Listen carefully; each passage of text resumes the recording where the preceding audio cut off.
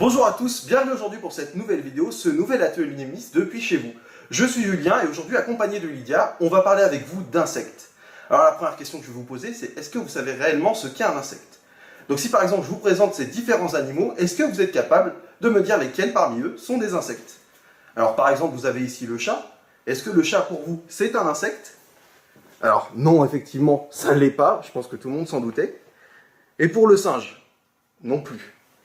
Si on va sur la mouche, effectivement, c'est un insecte. Ensuite, on enchaîne sur le serpent. Non, ça n'en est pas un. La coccinelle. Oui, c'est un insecte. Et maintenant, question plus difficile. Est-ce que l'araignée est un insecte? Eh bien non. Si tu as répondu oui, ça n'est pas un insecte. Le crabe, non plus. Ensuite, le papillon, on est bien sur un insecte. Et pour terminer, le dernier exemple, c'est la fourmi. On est effectivement sur un insecte. Donc maintenant qu'on a vu ça ensemble, qu'est-ce qui vous permet de distinguer un insecte d'un autre animal? Il y a 3 critères qui permettent de distinguer les insectes des autres animaux. Le premier critère est que tous les animaux ont une paire d'antennes, donc 2 antennes. Si on reprend les animaux que vous avez vus avec Julien, par exemple la coccinelle, la mouche, le papillon, vous voyez qu'ils ont tous une paire d'antennes. Le second critère est que tous les insectes ont 6 pattes. D'ailleurs, c'est pour ça que l'araignée n'est pas un insecte, elle a 8 pattes. Elle fait partie de la famille des arachnides. Et le dernier critère est que tous les insectes ont un corps en 3 parties. La première partie est la tête, la seconde est le thorax et la dernière est l'abdomen. Notez bien que le fait d'avoir des ailes n'est pas un critère important. Il y a des insectes qui n'ont pas d'ailes, comme la puce par exemple. Pour les fourmis, c'est un peu particulier. Il n'y a que les fourmis reproductrices qui ont des ailes, sinon le reste n'en a pas. Maintenant qu'on a vu les 3 critères qui caractérisent un insecte, nous allons regarder un peu plus dans le détail. Et cet insecte est le criquet. Pour cela, nous allons réaliser ce que l'on appelle une étude morphologique. Donc une étude morphologique, c'est étudier l'aspect externe de notre criquet. Mais avant d'aller plus loin dans cette étude morphologique, ça sera à vous de jouer. Donc maintenant, c'est à votre tour. Vous allez trouver justement en description une image que l'on vous a mise avec l'ensemble des pièces qui constituent un criquet. Ces pièces, vous allez demander justement à vos parents de les imprimer et vous allez ensuite les découper.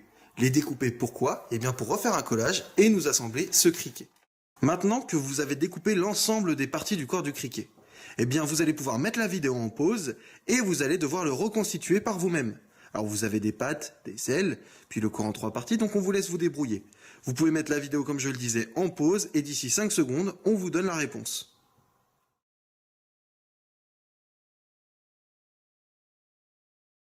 Alors voici la solution. Donc vous avez votre criquet, et comme on vous l'a dit, pour tous les insectes, il y a un corps en 3 parties. La tête, le thorax et l'abdomen. On sait également que les insectes ont 2 antennes. Les 2 antennes se retrouvent sur la tête. On a ensuite 6 pattes, caractéristiques des insectes. Alors les pattes sont particulières, c'est-à-dire que vous en avez 4 identiques, puis 2 plus grandes que vous allez placer à l'arrière. Les plus grandes sont implantées au niveau du thorax, tout comme les 2 autres paires. Alors maintenant, passons aux ailes. Les ailes, vous en avez 4. Il y a une paire d'ailes colorées, une paire d'ailes transparentes. La paire d'ailes colorées se trouve au-dessus et sont les ailes antérieures. Et puis les autres ailes sont les transparentes, elles se trouvent en dessous, ce sont les ailes postérieures. Voilà, notre criquet est recomposé. Maintenant que vous avez reconstitué votre criquet, nous allons entrer un peu plus dans le détail de notre étude morphologique. Le corps du criquet étant constitué de 3 parties, la tête, le thorax et l'abdomen, nous allons d'abord commencer par étudier la tête. Voici une photo zoomée de la tête d'un criquet. Ici, on peut déjà voir les antennes, il y en a 2. Mais est-ce que vous savez à quoi servent les antennes? À ton avis, les antennes servent à entendre, sentir, voir ou émettre des sons? Eh bien, les antennes servent à capter les odeurs. Si on regarde au-dessus, vous pouvez voir que le criquet a 2 yeux. Sauf que les yeux du criquet ne sont pas comme les nôtres. En fait, ce sont des yeux composés. Lorsqu'on zoome sur un œil, on voit qu'il est constitué de plein de petits récepteurs qui permettent de capter la lumière. Cette structure permet au criquet d'avoir une vision étendue sans trop bouger la tête. D'ailleurs, vous avez peut-être vu ça sur les yeux d'une mouche. Eh bien, tous les insectes ont la même chose. Il n'y a pas que les yeux qui participent à la vision du criquet. Il y a aussi d'autres organes sensibles à la lumière et qui participent à la vue, que l'on appelle des ocelles. Alors, ils ont la forme d'une petite goutte d'eau Et il y en a 3 chez le criquet. Un sur le front et un au-dessus de chaque œil.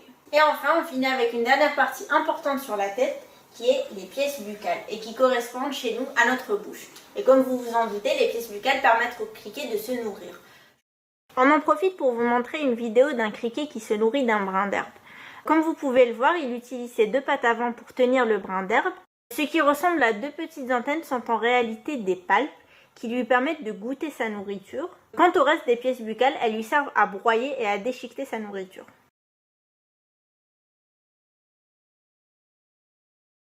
Maintenant qu'on a vu tout ce qu'il y avait sur la tête d'un criquet, on va passer à la deuxième partie qui est le thorax. En ce qui concerne le thorax, eh bien, il y a plusieurs parties que vous pouvez observer. Il y a 2 paires d'ailes. Une paire d'ailes qui est plus rigide et colorée, que l'on retrouve juste au-dessus. Et cette paire d'ailes supérieure permet au criquet de protéger les paires d'ailes qui se trouvent en dessous, mais aussi, évidemment, à voler. Et puis pour la paire d'ailes qui se trouve en dessous, eh bien, ça sert tout simplement à voler. Enfin, si l'on enchaîne, et si on se rappelle des critères qui permettent de savoir comment reconnaître un insecte, on regarde les pattes. On a bien 3 paires de pattes, donc 6 pattes en tout. Il y a les 4 premières qui sont à peu près de la même taille, qui lui servent à se déplacer, surtout à se maintenir sur les brins d'herbe. Et puis si l'on regarde autre chose, ce sont les pattes à l'arrière qui sont bien plus grandes, que l'on appelle des pattes sauteuses. Et les pattes sauteuses lui permettent, comme son nom l'indique, eh bien, à sauter, et aussi se déplacer évidemment. Et puis enfin, si l'on rentre un petit peu plus dans le détail de ces pattes, eh bien ces grandes pattes possèdent plusieurs choses intéressantes.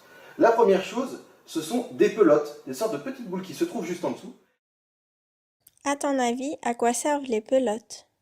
À se nettoyer, sauter plus haut, amortir les chutes ou s'accrocher? Et ces petites boules, eh bien, on pourrait les apparenter à des coussinets, et bien ça permet tout simplement à l'atterrissage de ne pas se faire mal, de ne pas se blesser. Mais ce n'est pas la seule chose que l'on peut attribuer à ces pattes sauteuses. Effectivement, les pattes sauteuses peuvent également servir à s'agripper en utilisant les griffes qui se trouvent au bout des pattes, mais le criquet se sert également de ces pattes sauteuses pour striduler. Alors la stridulation c'est quoi? Eh bien lorsque je vous dis qu'un chien aboie ou qu'un chat miaule, eh bien le criquet lui, de son côté, il stridule. Et donc ça lui permet de faire tout simplement son bruit si caractéristique.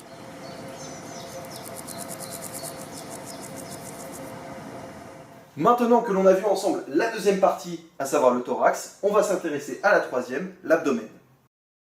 Lorsqu'on zoome sur l'abdomen d'un criquet, on peut voir qu'il est divisé en plusieurs segments. Et sur chaque segment, on peut voir qu'il y a un petit point. Ces petits points sont appelés stigmates.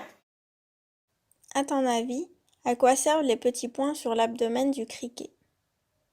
À respirer, entendre, faire ses besoins ou nourrir ses petits. Elles permettent au criquet de respirer. Oui, c'est étonnant. Nous, on respire par le nez. Les criquets respirent par l'abdomen. Lorsque le criquet respire, les stigmates vont s'ouvrir et se fermer. Au moment de l'inspiration, les stigmates vont s'ouvrir et l'abdomen va se gonfler, alors qu'au moment de l'expiration, les stigmates vont se fermer et l'abdomen va se dégonfler. On a vu que le criquet avait 4 sens. La vue avec les ocelles et les yeux composés, le goût et le toucher avec les palpes et l'odorat avec les antennes. Mais quel sens manque-t-il? Eh bien, il manque l'ouïe. À ton avis, où se trouvent les oreilles du criquet?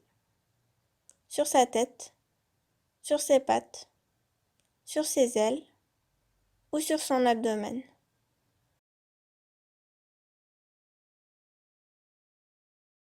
Certains d'entre vous pourraient penser que le criquet a des oreilles sur la tête comme nous.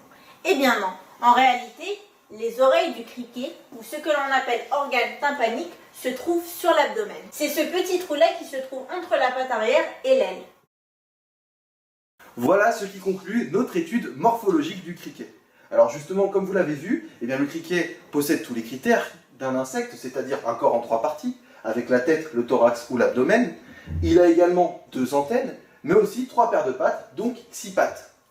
Mais il faut savoir aussi qu'au niveau des insectes, il y a aussi beaucoup de différences entre eux. Et par exemple, on retrouve des différences au niveau des ailes ou encore des pièces buccales. Et on va voir ça justement en images tous ensemble. Comme l'a dit Julien, les insectes sont aussi très différents entre eux. Et cette différence peut se manifester au niveau des ailes. Si on considère les insectes qui ont 2 paires d'ailes, Il y en a certains qui ont une paire colorée et une paire transparente, comme c'est le cas du criquet, c'est ce qu'on a vu tout à l'heure. Il y a des insectes qui ont les deux paires qui sont colorées, comme le papillon. D'autres ont une paire colorée très rigide et une autre paire transparente, comme c'est le cas de la coccinelle par exemple. Et enfin, il y a les insectes qui ont les deux paires transparentes, comme c'est le cas du frelon. Mais il y a aussi des insectes qui n'ont qu'une seule paire d'ailes. C'est le cas de la mouche ou encore du moustique. Et enfin, il y a quelques insectes qui n'ont pas du tout d'ailes. On les appelle les insectes aptères, comme c'est le cas de la puce. On vient de voir que les insectes différaient au niveau des ailes. Mais comme l'a dit Julien, les insectes peuvent aussi différer au niveau des pièces buccales. Si on reprend l'exemple du criquet. Le criquet, rappelez-vous, a une mâchoire puissante qui lui permet de broyer les aliments. On dit qu'il est de type broyeur. Mais il y a d'autres types de pièces buccales. Prenons l'exemple du papillon par exemple. Le papillon, lui, a une sorte de trompe qu'il enroule autour de lui et qu'il déploie pour venir aspirer le nectar des fleurs. Lui, il est de type lécheur. La mouche aussi est de type lécheur. Mais elle est un peu différente du papillon. Le papillon, lui, il aspire un peu comme une paille, alors que la mouche, elle aspire un peu comme une éponge. Et enfin, on finit avec le piqueur-suceur, comme c'est le cas par exemple de la punaise ou du moustique. Voilà, c'est ainsi que s'achève notre atelier ensemble. On espère sincèrement qu'il vous aura plu et que vous avez pu apprendre de nombreuses choses sur les insectes. Vous avez pu voir au cours de cette vidéo qu'il y avait une unité chez les insectes, des caractéristiques communes qui vous permettent d'identifier un insecte par rapport à un autre animal. Mais vous avez également vu en fin de vidéo qu'il y a énormément de diversité chez les insectes et que donc un insecte diffère énormément d'un autre. Si vous souhaitez en savoir plus, n'hésitez pas à aller voir la vidéo suivante. Lucie et Valentine vous expliqueront tout ça, mais nous, on ne vous en dit pas plus.